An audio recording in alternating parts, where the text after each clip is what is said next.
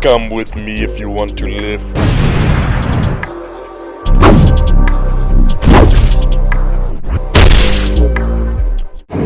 It is bright as shit out. I cannot see a goddamn thing. And I am heading to the gym for none other than fucking back day. And I am hyped. 7 weeks out, 7 weeks away from fucking standing on a stage with people roided out of their minds. 7 weeks away from comparing myself to all these fucking big, lean-ass guys. Holy shit. That is very close. Very fucking close. And I'm not doing fucking men's physique. I'm not doing fucking classic. I'm not doing teen. I'm not doing natural. I'm doing fucking men's open NPC bodybuilding. The harshest division you could possibly enter. I don't give a fuck. That's what I want to do. I'm not going to enter classic physique because I think I have a better chance of winning. I don't want to be a classic physique competitor. I want to be a fucking open bodybuilder, god damn it. Holy shit. Watch too many Rich Piana videos. Fucking starting to talk like him. Oh. Once I get to the fucking show, that's it, man. There's nothing else you can do to prepare at that point. You prepare every single day leading up to the show. That's what I'm doing right now. Fucking 7 weeks out, 7 more weeks, fucking sculpting my physique. I spent the entire offseason, I spent a whole fucking year building this shit. Now it's time to fucking chisel it, sculpt it, and fucking get it down to par. Because that is how I'm going to fucking win. I think I'm pretty fucking big. I think I'm got a great frame. I think that my physique flows well. But going up against untested guys as a natural athlete, I mean, you got to assume there's going to be some people bigger than you. Not many. I'm 6'2". I'm probably going to be around 220 on stage. But still, there is going to be motherfuckers bigger. So what are you going to do about that? Well, if you can't bring the size, which I'm bringing a good amount of size. I'm bringing as much size as I need and as much size as I can to this show. But if you know that you might not be able to win on the size, you gotta fucking bring the conditioning. Hell yeah, that is how you win. So, how are you gonna get that conditioning? Well, I got a merge over here. I thought I was in the right lane. I was doing cardio twice a day. Got a little overzealous on that. Got a whole treadmill in my dorm I showed you guys in the last video. I was doing about 50 minutes twice a day, which is way too much fucking cardio, that's for sure. I started losing 2 pounds a day. I think that in doing so, I fucking clicked my metabolism on, woke it up from its fugue state of the bulk, and it said, oh, okay, motherfucker, I guess we're losing weight now. So I took out evening cardio altogether. It was doing more harm than good. That's the hardest thing for me to accept, is that some things, even though you're pushing harder, even though you're working harder, it's not helping. It is hindering your progress. It's making your legs fucking small. It's making you lose muscle tissue instead of fat. Like, yeah, it's harder to do 2 cardio sessions a day. And yeah, I want to fucking push myself and do that extra shit. But it's not worth it if it does not actually help you, if it hinders you, you know? Which sucks. I like doing more. It's kind of hard holding back. But yeah, I took that out. And I've actually added a few carbs back into my diet. Because even after taking that out, I was still losing a fucking pound a day. Metabolism is in overdrive now. I DM'd this one guy on Instagram who is a natural IFBB pro at the age of 19. You've probably heard of him. I think his name is, I'm going to pronounce it wrong, Farid or something like that. Super nice dude, super humble, super helpful. And he was telling me, his dad coaches Matt Grego and all these other guys, he was telling me that their main mistake is that they put cardio above food. They do this, they do that. They didn't end up eating enough. They ended up doing too much cardio, and it just doesn't work out for them. Food is fucking important. You gotta eat as much food as you possibly can while in a deficit. You don't want to go overboard. Otherwise, you are just going to be losing muscle tissue along with your fat, which is not what you want. You want to maintain as much muscle as possible. You want to cling onto that shit. You want to burn all the fat. That is how you get stage ready. And so some ways to do that is making sure you get a meal in every 2 to 3 hours, hitting that protein window, stopping catabolism. I think that's what it is. Catabolic. Yeah, stopping entering a catabolic state and instead be in an anabolic state. But as long as you have that constant protein in your body, you shouldn't be burning too much muscle. Also, with my fasted cardio, like I've said multiple times, I drink BCAAs and EAAs to get those amino acids in my system because I don't have any food. I don't have anything to burn. So I start burning fat. When I run through that, I'm going to start burning protein. But if I have those amino acids in my system, no, fucking, I don't control. If I have those amino acids in my system, my muscles are being fed as I'm doing cardio. So I don't gotta worry about that shit. I won't be losing muscle, I'll just be burning fat. Holy fuck, that was a tangent. I don't even know what I was talking about before that.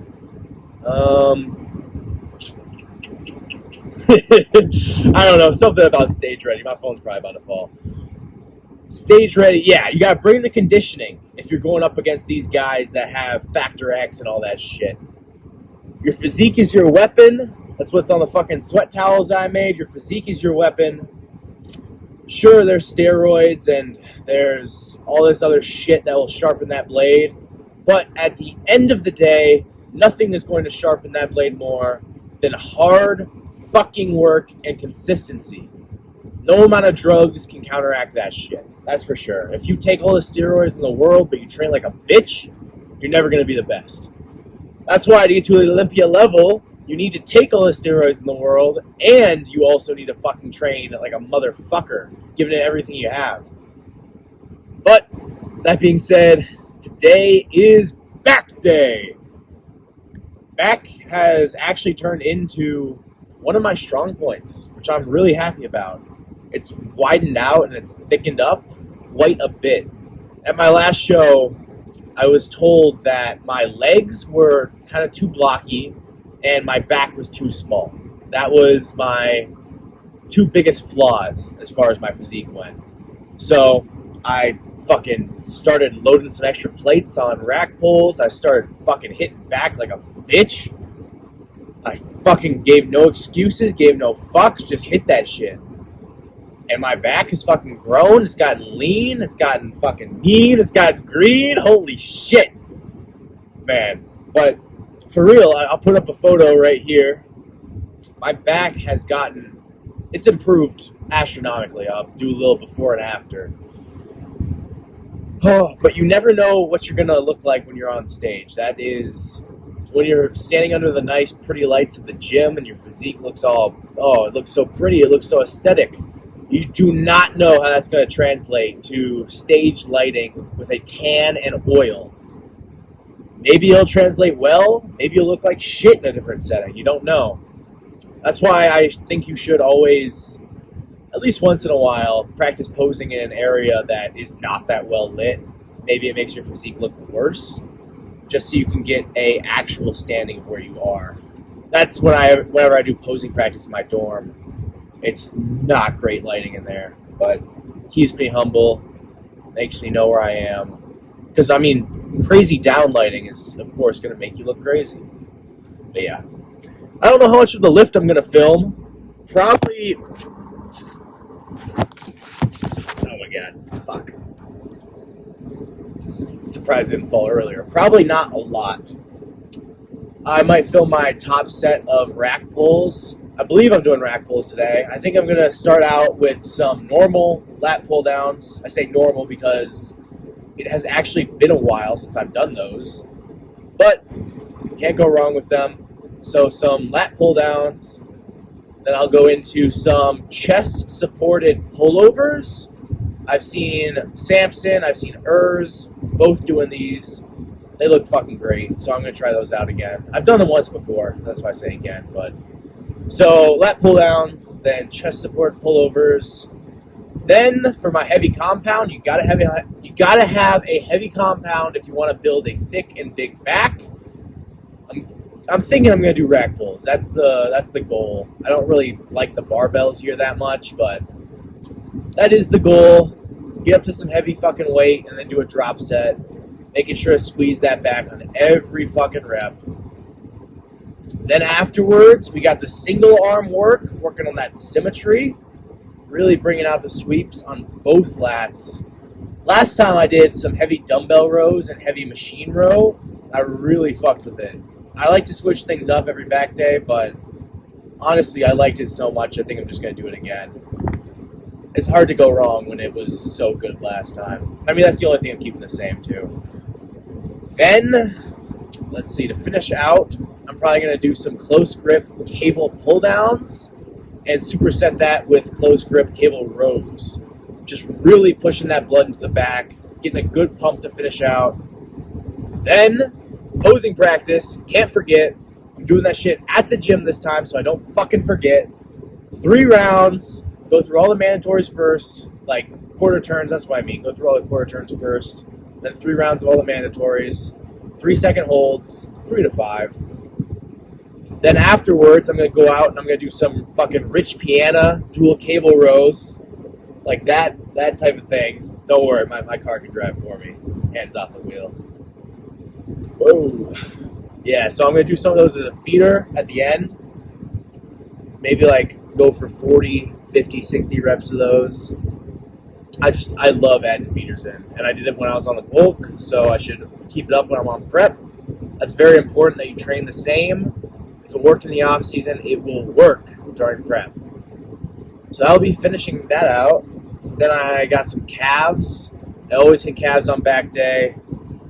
I would do them on leg day, but I already got so much shit on leg day, and I don't have anything else for back day. So yeah, I'll be hitting calves today too. But yeah, that is, fuck, I cannot see shit. It's so bright. That's pretty much the plan. I'll film a little bit of it, and if I don't, I will film posing and put that in for you guys, so you can get a baseline of where I'm at. The last 2 days have been higher carbs, just trying to not lose a pound a day, trying to lose more like 2 to 3 pounds a week. I think that's a pretty golden range to get fucking shredded and not lose too much muscle. So you guys can get a good standing of where I am. Hopefully I drop your jaw.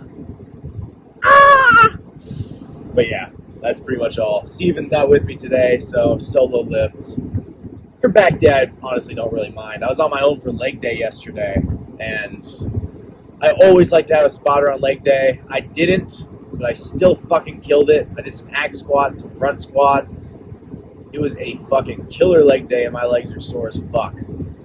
Don't need a spotter to go hard. You don't need a spotter at all. But having one definitely helps. Like, I did recruit people a few times. But yeah, enough fucking yapping. Stop taking your time. And I will cut to whenever I start filming in the gym. Alright. I guess I'll see you guys in there. Alright, so a little fucking treat for you guys here. I did film one of my sets of rack pulls. Not my heaviest. I put a 25 on after this. That inner plate is 100, so keep that in mind. But I sped up everything in the clip except for right here. I just really like to go heavy at the start of my drop set. Make sure that you get that tension in the back. You can see I'm really, really focusing on squeezing every single rep. Not really much of a stretch on this one, to be honest. I probably should have put, oh my god, I probably should have put the bar a little bit lower, because I mean it was basically kind of just a like extension with the bar. So yeah, I would say for rack pulls you should put the bar a little bit lower than what I did. But this exercise especially, you're just really, really focusing on that squeeze in the back, dropping down the weight, making sure I get those squeezes. I think I do 2 total drop sets, so that was the first one. Then after I can't pick this one up anymore, I take 2 more plates off, and I hit this for as many as I can. Before this, I didn't do the chest-supported pullovers. I tried them for a few. I wasn't really feeling them that much, so I kind of just did standing pullovers. But it was a pretty fucking killer back day, all in all. You know, like for me at least, I know it's going to be a good back day when I actually feel engagement on lat pull down, which is pretty rare for me. But I went pretty heavy, and I felt a good amount of engagement. And I don't know, that kind of just sets my lift up to have a good one. So, yeah. But on those rack pulls, really trying to focus on that squeeze. Here we go. A little bit of posing for you guys. Honestly, I don't have much to say. I mean, look at the shoulder to waist ratio right here. This was not visible whatsoever during the bulk.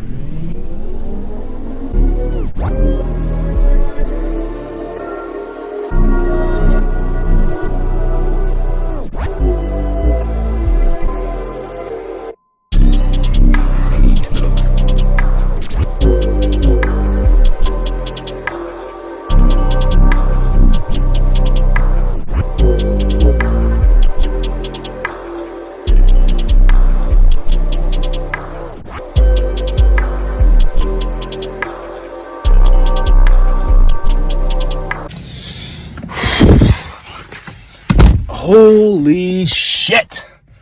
That was a fucking killer ass workout. God damn. That single arm superset gets me every fucking time. I was a fucking pool, sanctuary of sweat-esque fucking mess in there, dude. Gave it everything, gave it 120, fucking no quit, everything I had, fucking molding that fucking clay. That was a little mantra I had in my head, just sculpting this physique that you fucking work so hard to build. Anyway, I gotta fucking get to bed, because I got classes in the morning. Of course, I got my protein shake. But, with that being said, thank you guys for watching. Thank you for tuning in. Thank you for making it to the end. If you could like and subscribe, that would mean the world. And I'll see you guys in the next one. Hope you enjoyed.